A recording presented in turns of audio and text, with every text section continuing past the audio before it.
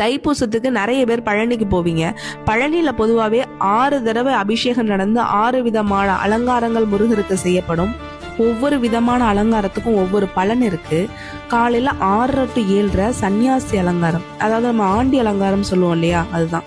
என் வாழ்க்கையில என்ன முடியாத பிரச்சனை இருக்கு, இந்த பிரச்சனை என்னால சொல்லவே முடியாது அப்படின்னு நினைக்கிறவங்க கண்டிப்பா ஆண்டி அலங்காரம் பாருங்க. சகல விதமான பிரச்சனைகளும் நீங்கும். 2வதா காலைல 8 மணிலேருந்து 8:30 வரைக்கும் வேடன் அலங்காரம்.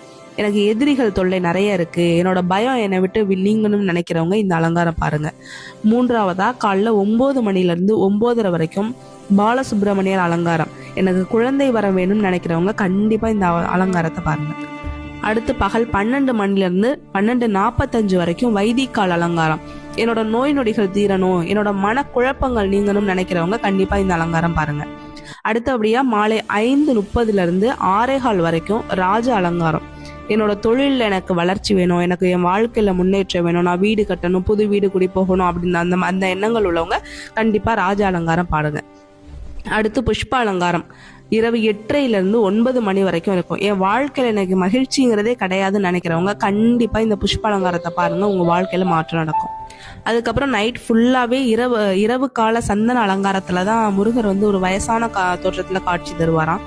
இதை நம்ம பொதுமக்கள் பார்க்கலாமா என்னங்கிறது எனக்கு தெரியல, தெரிஞ்சவங்க கமெண்ட் பண்ணுங்க. மேலும் இது போன்ற நிறைய தகவல்களுக்கு ஸ்டோரி ஹப் தமிழை மறக்காம சப்ஸ்கிரைப் பண்ணிருங்க. அனைவருக்கும் வணக்கம்.